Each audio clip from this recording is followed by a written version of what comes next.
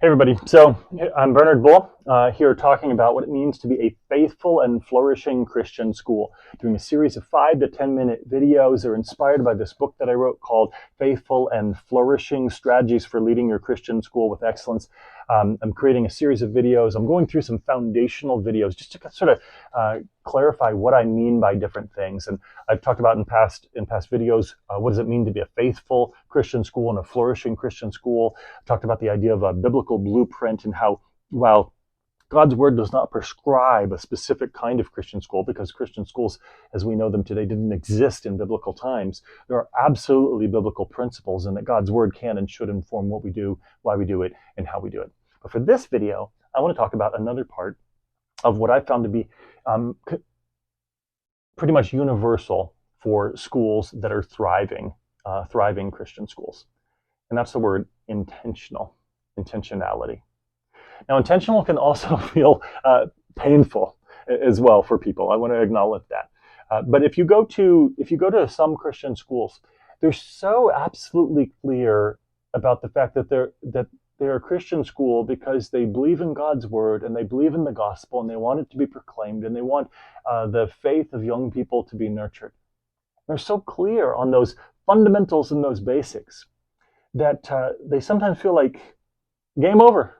We've got it all done. We've got all that. That's it. We've got all the most important things answered, and yet, a school is a modern organization and entity, and it's complex. In fact, schools are surprisingly complex. I've talked to people who've worked in large, like Fortune 1000 companies, and they come in and they look at these small schools, private schools, public schools, and they're surprised at how incredibly complex they are. And not just because of bureaucracies, they're just complex organizations. Oftentimes, you have lots of different competing stakeholders. It's not as clean cut as a company that's selling a product to a specific target audience. It's different. You have lots of competing stakeholders. If you're a Christian school, you have the members of one or more congregations, you have the young people in the school, you have families, you have community members, you have teachers, you have other staff, you have administrators, you have board members, and it goes on and on and on, and you get about 12 to 15 different stakeholders that are involved in different ways. Government entities on a state level, on a federal level, external accrediting bodies and agencies, sometimes Christian accrediting bodies, secular accrediting bodies. And so you start going through that list, and there is a lot there. And every step along the way is an incredible challenge and a joyous opportunity to lean into what it means to be a faithful and flourishing Christian school. And that's why the word intentional becomes so important.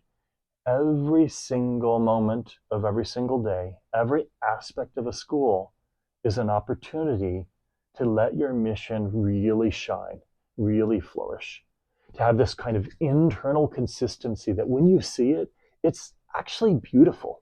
It is. I compare it to a kind of piece of art or a piece of music that is just in harmony, a piece of music that's in harmony, and you hear these different parts, and they just go so well together. That's what intentionality does. Because you look at how administration operates, you look at how the teachers communicate, you look at the different policies and the different procedures and the curricular decisions in different areas and different departments. And it's not just individual teachers going into individual classrooms, closing their door and doing their own thing, and you just hope and pray that they're doing things that are consistent with one another. No, a faithful and flourishing Christian school is painfully intentional.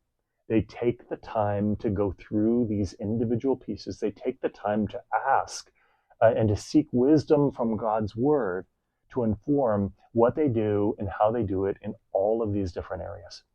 And that's part of what I do in the book, Faithful and Flourishing, and that's part of what we're going to do in this channel. Is we're going to be painfully intentional. We're going to dive in and look at all of these different things. And if there's enough interest in these videos, I'll keep going. We could go through thousands of different topics over the weeks and months and years ahead. And I hope you find interest in it. But intentionality is something that we can start practicing right now, today, before you go to another video. Just thinking about walking into your school and realize it can feel overwhelming, but walking into your school and looking around and realizing everything is an opportunity to muzzle the mission or to amplify the mission, for the message to be sung in harmony, or for it just to be this painful dissonance on our spiritual ears and intellectual ears.